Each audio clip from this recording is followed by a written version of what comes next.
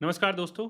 आप सभी का स्वागत है आपके अपने चैनल मानवेंद्र स्पीक्स पर। आज हम चर्चा करेंगे यूपी के राजनीतिक समीकरण की, योगी आदित्यनाथ के शासन प्रशासन की और अखिलेश यादव की राजनीति की, मायावती के भविष्य की और जो बीजेपी की अंदरूनी पॉलिटिक्स है यूपी की, उस पर आज एक डिटेल पे चर्चा होगी। अगर आप देखेंगे तो योगी आदित्यनाथ का जो शासन प्रशासन है उसमें बहुत चर्चाएं होती हैं। उनको बुलडोजर बाबा के नाम से एक तरह से वो मशहूर हैं और अपनी एक कड़क छवि के लिए जाने जाते हैं। योगी आदित्यनाथ ने शासन जब संभाला था तो बहुत लोगों को उनसे ये उम्मीद नहीं थी कि वो इतना अच्छा कर जाएंगे। जब 2017 में यूपी में बीजेपी की प्रचंड सरकार आई तो मुख्यमंत्री की खोज होने लगी, बहुत सारे नामों की चर्चा हुई और उन सब नामों के बाद फाइनली बीजेपी के जो टॉप नेतृत्व था उसने योगी आदित्यनाथ के नाम पे मोहर लगाई।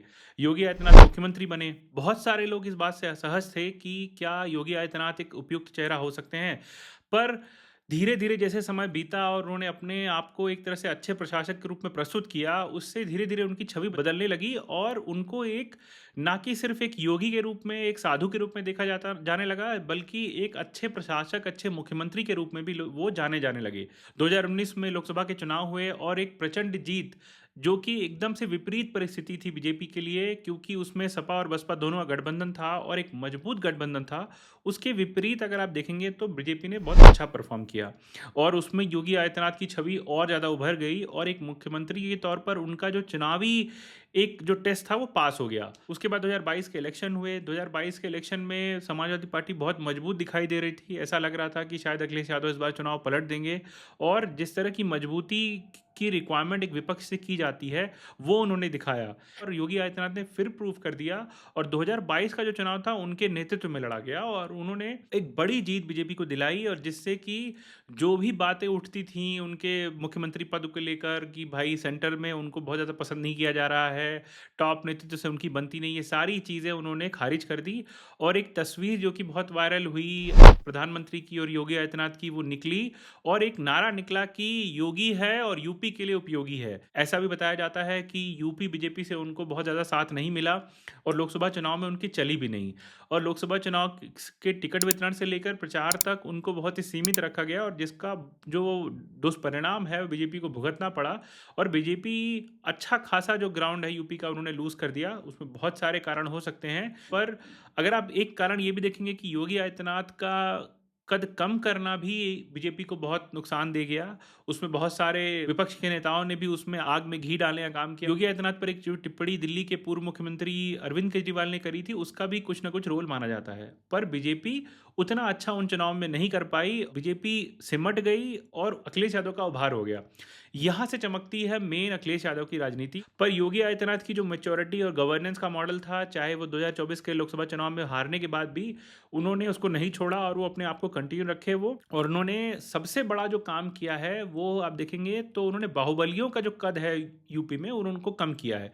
अभी आप 10 से 15 साल पहले आप जैसे ही यूपी को देखेंगे, थोड़ा सा पीछे जाएंगे तो आपको समझ में आएगा कि यूपी में बाहुबलियों का बहुत बड़ा प्रभाव था और हर क्षेत्र के अपने अपने बाहुबली थे जिनका कि राजनीतिक तौर पर, वोट के तौर पर बहुत ज़्यादा प्रभाव था यूपी की राजनीति में। जैसे जैसे योगी आदित्यनाथ की पॉपुलैरिटी बढ़ी, उनका गवर्नेंस का मॉडल बढ़ा, उन्होंने जो बाहुबलियों का असर था वो कम कम कर दिया। मैं ये नहीं कहता कि ये पूरी तरह से ख़त्म हो गया है, पर हाँ, जो मेजर चंक था बाहुबलियों का वो उन्होंने ख़त्म किया है। जो मेन बाहुबली थे वो उन्होंने कम किए हैं, उनका कद कम किया है। तो इससे भी योगी आदित्यनाथ का जो इमेज था कि भाई यूपी में सबसे बड़ी चीज़ क्या होती है? Law and order. अगर कोई भी पार्टी लॉ एंड ऑर्डर अच्छा मेंटेन करती है या उनको अच्छा माना जाता है तो आप देखेंगे कि उनकी जो जनता में पहुंच है वो तगड़ी ही रहती है। आप चाहे बहन जी की बात कर लीजिए, मायावती को अच्छे और कड़क प्रशासक के रूप में देखा जाता था, इसलिए भी वो चुनाव जीतती आई हैं और अच्छा प्रभाव छोड़ के जाती थी। समाजवादी पार्टी के साथ एक बहुत बड़ा नेगेटिव है वो यही है कि वो लॉ एंड ऑर्डर में उतने अच्छे नहीं माने जाते हैं और इस वजह से ही जनता जितना उनको जिताना चाहती है उससे कहीं बड़ी जनता ऐसी भी है जो उनको हराना भी चाहती है। तो ये बहुत बड़ा फैक्टर होता है यूपी में और उसमें योगी आदित्यनाथ खरे उतरे हैं। उन्होंने बाहुबलियों को, गुंडों माफियाओं को, इन सबको दबाया है और एक अच्छा शासन उत्तर प्रदेश में दिया है। अब आते हैं अखिलेश यादव पर। अखिलेश यादव की राजनीति बड़ी ही सटल राजनीति है। उनके पास एक अपना वोट बैंक है, एक विरासत है। जब तक मुलायम सिंह यादव रहे तो कहीं ना कहीं अखिलेश यादव अपना कद पीछे ही रखते थे। 2012 के चुनाव में उन्होंने पूरी साइकिल यात्रा निकाली थी उत्तर प्रदेश में। हालांकि 2012 के जो चुनाव थे वो मुलायम सिंह यादव के नेतृत्व में लड़े गए थे और उनको ही पूरा श्रेय जाता है। पर जिस तरह से युवा चेहरा थे अखिलेश और जिस तरह से उन्होंने 2012 में वो साइकिल यात्रा निकाली थी, उससे जनता में बहुत प्रभाव पड़ा। और मायावती ने अच्छा शासन देने के बावजूद भी समाजवादी पार्टी 2012 में प्रचंड बहुमत से आई, पूर्ण बहुमत से उन्होंने सरकार बनाई और अखिलेश यादव को मौका मिला उनके पिता के द्वारा मुख्यमंत्री बनने का। अगर शायद वो मुलायम सिंह के पुत्र नहीं होते तो उनको मुख्यमंत्री बनने का इतना अच्छा सुनहरा मौका नहीं मिलता, क्योंकि समाजवादी पार्टी में चाहे आप और भी नेताओं के रूप में देख लें, बहुत सारे ऐसे नेता थे जो मुख्यमंत्री पद के प्रबल दावेदार थे। इसीलिए जो 5 साल का अखिलेश यादव का शासन था, शुरू के 2.5-3 साल उनको जो बड़े चेहरे थे समाजवादी पार्टी से, उनसे उनको दब के रहना पड़ा। चाहे वो शिवपाल सिंह यादव हो जो कि सुपर सीएम का काम करते थे, उसमें आजम खान का भी नाम आता है कि वो हमेशा मुख्यमंत्री को ओवर शैडो कर देते थे और जिस वजह से अखिलेश यादव बहुत नाराज भी रहते थे। पर धीरे धीरे उन्होंने इस बात को समझ लिया कि जब तक आप अपने आप को नहीं उभारेंगे आप नेता नहीं बन सकते हैं। तो फिर उन्होंने अपनी छवि उभारना चालू करी। जैसे जैसे चुनाव नज़दीक आए, जो टसल हुई खुद मुलायम सिंह यादव से, वो एक कहीं ना कहीं उनके नेगेटिव इमेज में आ गई और उसको बीजेपी ने बहुत अच्छी तरह से भुनाया और 2017 का चुनाव अखिलेश यादव हार गए।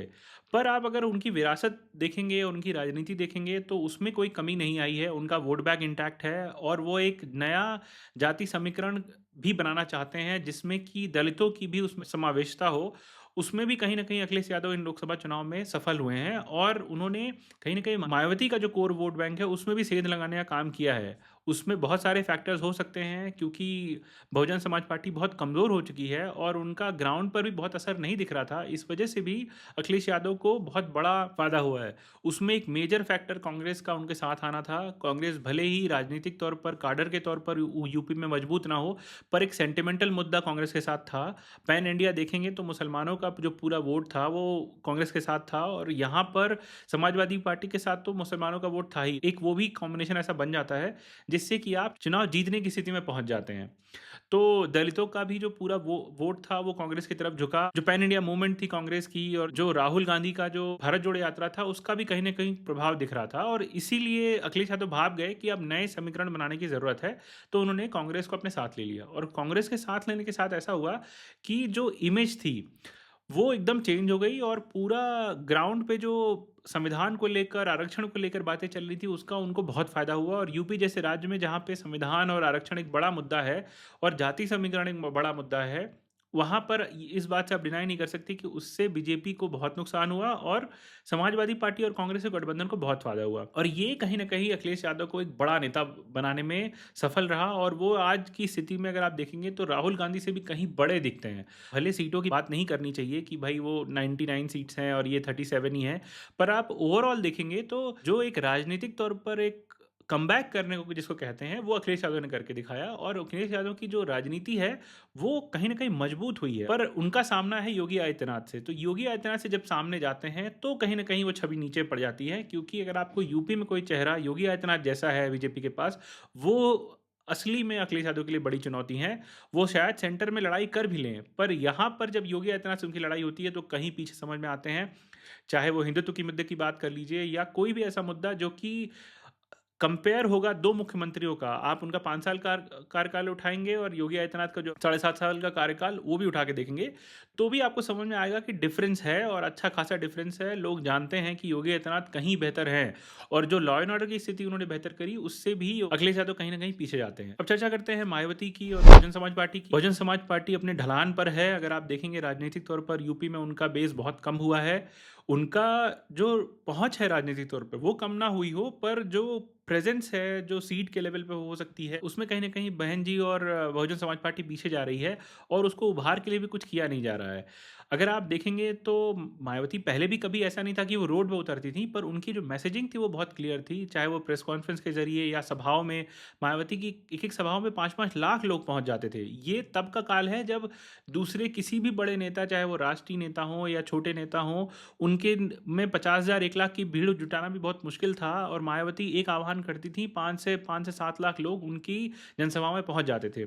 और उनका जो पैन यूपी प्रेजेंस था, और वो एक तरह से नेशनल पार्टी भी बन चुके थे। उनका राजस्थान में भी था, एमपी में भी था, और पंजाब और हरियाणा के भी चुनाव में भी वो असर डालते थे। यहाँ तक कि दिल्ली में भी उनका असर होता था, इसलिए ही उनको नेशनल पार्टी का दर्जा मिला। पर अगर अभी की हालत आप देखेंगे तो बहुजन समाज पार्टी अपने सबसे कमज़ोर दौर पे गुजर रही है। ना उस पार्टी के विचारों को उठाने के लिए कुछ किया जा रहा है, ना ही ग्राउंड पे कुछ ऐसी मेहनत की जा रही है। आकाश आनंद के आने के बाद जिस तरह से मायावती ने उनको अपनी राजनीतिक ज़मीन सौंपी है, उससे कितना प्रभाव पड़ेगा वो देखना होगा। पर हाँ, अभी मायावती और उनकी राजनीति उत्तर प्रदेश में कमज़ोर चल रही है, उनको उभरने की ज़रूरत है। उनको बीजेपी की बी टीम होने का भी तबका समाजवादी पार्टी लगाती है, पर इन बातों में कोई ऐसी सच्चाई नहीं दिखती है। वो अपनी राजनीति करती हैं, उनको पता है मायावती को कोई राजनीति नहीं सिखा सकता है। वो एक मैच्योर पॉलिटिशियन है, उनको पता है क्या उनका वोट बैंक है। उन्होंने दलितों के लिए अच्छी लड़ाई लड़ी है, उनको उनका हक दिलाया है, तो आगे भी शायद वो ओवरकम कर सकती हैं। उनके पास एक प्रॉपर मैकेनिज्म बस की ज़रूरत है कि कैसे मॉडर्न ट्रेंड्स को कैसे पकड़ना है और कैसे अपनी पार्टी को खड़ा करना है। बीजेपी के भीतर भी उत्तर प्रदेश में कुछ अच्छा नहीं होता है। जो क्लैश की खबरें हैं, दोनों उप मुख्यमंत्री और मुख्यमंत्री के बीच में नहीं बनती है, ऐसे भी खबरें आती रहती हैं। पर आप देखेंगे कि उसका बहुत प्रभाव योगी आदित्यनाथ पे नहीं पड़ा। एक समय था जब केशव प्रसाद मौर्य उनके नेतृत्व में 2017 का चुनाव लड़ा गया, वो अध्यक्ष थे, तो उनको लगता था कि मुख्यमंत्री के प्रबल दावेदार हैं, और वो एकदम से मान के चल रहे थे कि शायद जिस तरह से उनका जाति समीकरण है और जिस तरह से बीजेपी की स्थिति है यूपी में, उनको मौका मिलेगा। तो उसके बाद जो एक महत्वाकांक्षा होती है कि हर आदमी अपने आप को बड़े पद पे देखना चाहता है, और मुख्यमंत्री जैसा पद उत्तर प्रदेश का ऐसा बड़ा पद है कि हर आदमी उसके लिए फाइट करना चाहता है। इस वजह से भी ये टसल बनी रही, पर उसका कुछ इम्पैक्ट वो कितना डाल पाए, कितना उन्होंने जनता के लेवल पे काम किया, वो कहीं नहीं दिखता है। वो खुद अपना विधानसभा चुनाव 2022 में हार गए, और एमएलसी बनकर वो अभी इस समय विधान परिषद में हैं, तो उससे भी कहीं न कहीं बहुत इम्पैक्ट पड़ता है। आप अगर अपनी कास्ट और अपने जो इक्वेशन को ही एड्रेस नहीं कर पाओगे, अपने क्षेत्र को ही एड्रेस नहीं कर पाओगे, तो आप पैन यूपी की बात कैसे करोगे? तो ये भी बहुत बड़ा नेगेटिव फैक्टर था। और रही ब्रजेश पाठक की बात, तो वो खुद ही बीजेपी के नहीं हैं, तो बीजेपी को बहुत ज़्यादा ट्रस्ट उन पे नहीं था, और ना वो इतने बड़े चैलेंजर बनते थे। हाँ, एके शर्मा का कहीं न कहीं पहले योगदान था कि वो मुख्यमंत्री पे थोड़ा हावी होने की कोशिश करते थे, और तो उससे कहीं न कहीं योगी आदित्यनाथ बहुत नाराज़ रहते थे, पर वो कुछ कर नहीं सकते थे क्योंकि वो सेंटर की तरफ से आए थे। पर धीरे-धीरे उन्होंने एक तरह से एके शर्मा को भी पीछे कर दिया, और आज अगर आप देखेंगे तो पूरे यूपी में और कहीं कहीं न कहीं आप बाहर भी देखेंगे तो योगी आदित्यनाथ अपने आप को स्थापित कर चुके हैं। कोई दूसरा नेता उसमें खड़ा होता नहीं दिखाई देता, और जिससे कि अब यूपी में भी बीजेपी के संगठन के लेवल पर भी और सरकार के लेवल पे काफ़ी क्लियरिटी है। अब योगी आदित्यनाथ संगठन पे भी ध्यान देते हैं, और सरकार में तो हैं ही हैं। एक उनका नेगेटिव फैक्टर ये है कि जो लोकल नेता हैं और जो सांसद हैं, विधायक हैं, जो बाकी पार्टी के पदाधिकारी लोग हैं, वो इस बात का आरोप लगाते हैं कि जो अफसरशाही है वो बहुत हावी है, और अफसरशाही की चलती है। तो उससे थोड़ा-थोड़ा नेगेटिव जाता है, क्योंकि आप पूरी तरह से अफसरशाही पे डिपेंडेंट हो जाएँगे तो जनता आपसे कहीं न कहीं दूर हो जाती है, क्योंकि अफसरशाही का एक अलग मिजाज होता है। वो जब सत्ता में रहते हैं तो उनको लगता है कि वही सब कुछ हैं, और वो उसी तरह से सरकार को कंट्रोल करना चाहते हैं। अगर आप उनका पूरा स्ट्रक्चर भी देखेंगे गवर्नेंस का, तो उसमें अफसरशाही का बहुत बड़ा योगदान रहता है, और आप उनके जो टॉप 3-4 लेयर्स हैं, चाहे डीजीपी का भी देख लीजिए, मुख्य सचिव देख लीजिए, उनके खुद के सलाहकार देख लीजिए, तो उनमें आपको समझ में आएगा कि ये पूरा अफसरशाही गवर्न चीज़ें होती हैं। तो उस वजह से भी थोड़ा नेगेटिव इम्पैक्ट होता है योगी आदित्यनाथ पर, और ये पार्टी के लेवल पे और संगठन के लेवल पर भी बार-बार उठाया जाता है। पर उसको योगी आदित्यनाथ ओवरकम कर रहे हैं, और बड़ा मजबूती से वो 2027 का चुनाव लड़ेंगे। तो 2027 के चुनाव में क्या होगा, अखिलेश यादव की स्थिति कितनी अच्छी होगी, वो कितना अच्छा कर पाएँगे, ये देखना होगा। योगी आदित्यनाथ कितना बड़ा बनेंगे 27 तक, ये भी देखना होगा। और सबसे बड़ी चीज़ कि मायावती का कितना प्रभाव बचेगा, उनकी पार्टी का कितना प्रभाव पड़ेगा, वो भी बहुत बड़ी बात होगी यूपी के लिए। पर ये सारी चीज़ें भविष्य गर्त में हैं, ये सब देखने के लिए आपको 2027 तक का चुनाव का वेट करना पड़ेगा। आपको ये वीडियो कैसा लगा, आप ये ज़रूर नीचे कमेंट करके बता सकते हैं। आप ऐसे ही जुड़े रहें, चैनल को और लाइक करें, सब्सक्राइब करें, शेयर करें, और दोस्तों के साथ भी इसको बढ़ाएँ। आप सभी का बहुत-बहुत धन्यवाद। नमस्कार।